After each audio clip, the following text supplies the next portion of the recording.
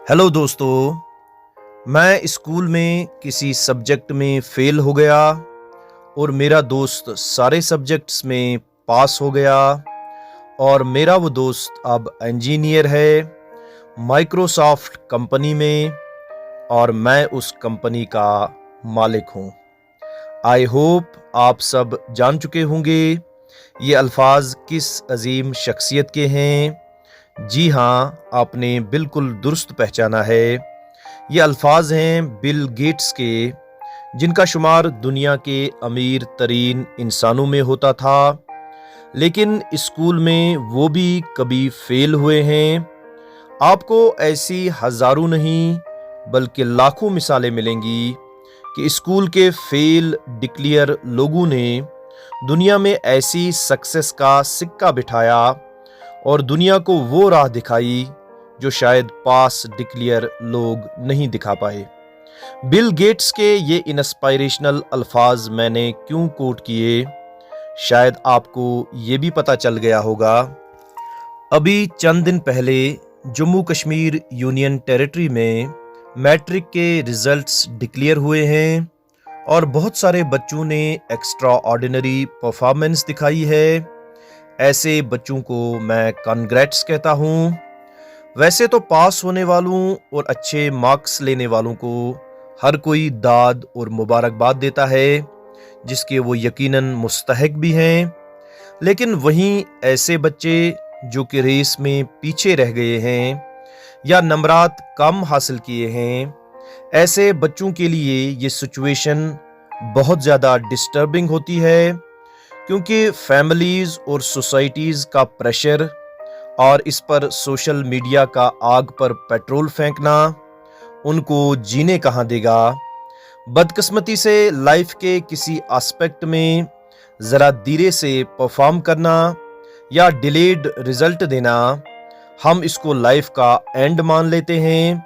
और स्कूल के जो रिजल्ट्स होते हैं हम उनको ज़िंदगी की आखिरी लकीर समझ लेते हैं, जबकि हकीकत बिल्कुल इसके बरक्स है। हमारे एजुकेशन सिस्टम में बच्चों को पास होना तो सिखा दिया जाता है, लेकिन फेलियर को कैसे डील किया जाए, फेलियर को कैसे मैनेज किया जाए, इसकी बिल्कुल परवाह नहीं की जाती। हालांकि पास और फेल जिंदगी के सिक्के के दो पहलू हैं, और जब फेल होना लाइफ का हिस्सा है तो क्यों ना बच्चों को फेलियर को डील करना और फेलियर को मैनेज करना सिखा दिया जाए। यही तो वजह है कि हिंदुस्तान में हर एक घंटे में एक तालिब इल्म सुसाइड कर लेता है, और वो भी ऐसे फेलियर पर जिसके बाद भी हम लाइफ में सक्सेसफुल हो सकते हैं। पास फेल के चक्कर में हम हर साल 12,000 बच्चों को खो देते हैं, क्योंकि पास फेल का टेंशन और डिप्रेशन उनको सुसाइड के कुएं में धकेल देता है।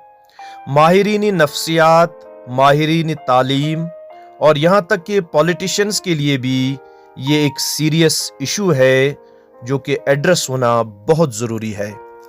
आइए ज़रा फेलियर के असल माने जानने की कोशिश करते हैं।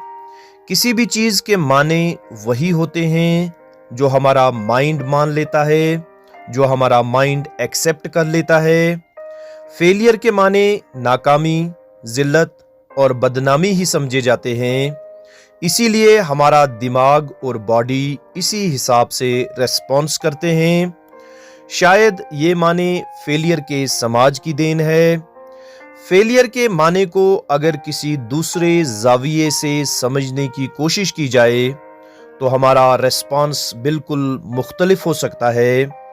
फेलियर में दुनिया की सबसे पावरफुल और कंक्रीट लर्निंग होती है, और फेलियर को feedback, yet to be achieved या ट्राई अगेन का नाम भी दिया जा सकता है। और दुनिया में वही इंसान फेल होता है जो क्विट करता है। जब तक हम क्विट न करें तब तक दुनिया की कोई भी ताकत हमें फेलियर डिक्लेयर नहीं कर सकती। तो फेलियर के माने को आज से बिल्कुल एक नए जाविये से देखने की कोशिश करें, और आज से फेलियर के बिल्कुल एक बदले हुए माने समझने की कोशिश करें। थॉमस एल्वा एडिसन से जब एक बार पूछा गया कि आप 100 बार बिजली को ईजाद करने में फेल हुए हैं, तो एडिसन ने क्या ही प्यारा जवाब दिया। एडिसन ने कहा, मैं फेल नहीं हुआ, बल्कि मैंने 100 तरीके सीखे जिनसे बिजली ईजाद नहीं हो सकती। दुनिया का हर इंसान किसी काम में पास हो जाता है और किसी दूसरे काम में उसकी परफॉर्मेंस अच्छी नहीं होती, और इसकी बुनियादी वजह उस इंसान की कुदरती सलाहियत और टाइप ऑफ इंटेलिजेंस है। इंटेलिजेंस यानी ज़हानत को जानने की जो सबसे मकबूल थियरी आजकल इस्तेमाल होती है, वो गार्डनर की मल्टीपल इंटेलिजेंस थियरी है। गार्डनर के मुताबिक दुनिया में जो भी इंसान आता है वो अपने साथ 8 इंटेलिजेंसेस में से कोई ना कोई इंटेलिजेंस ज़रूर रखता है। ये 8 किस्म की इंटेलिजेंसेस ये हैं: linguistic verbal, visual spatial, musical, logical mathematical, interpersonal, bodily kinesthetic. इन 8 टाइप्स की कोई ना कोई इंटेलिजेंस आपके बच्चे में ज़रूर होगी। अगर बच्चा मैथ्स में वीक है तो काइनेस्थेटिक में सुपर्ब होगा। अपने बच्चे में डोमिनेंट इंटेलिजेंस टाइप को एक्सप्लोर करने की कोशिश करें, और आजकल DMIT डर्मेटोग्राफिक्स मल्टीपल इंटेलिजेंस टेस्ट और दूसरे असेसमेंट के प्रोसीजर से ये बिल्कुल इजीली जाना जा सकता है। और इस फील्ड के जो एक्सपर्ट्स हैं उनसे राब्ता करके बच्चे का जो डोमिनेंट एरिया है उसके बारे में पता लगाया जा सकता है।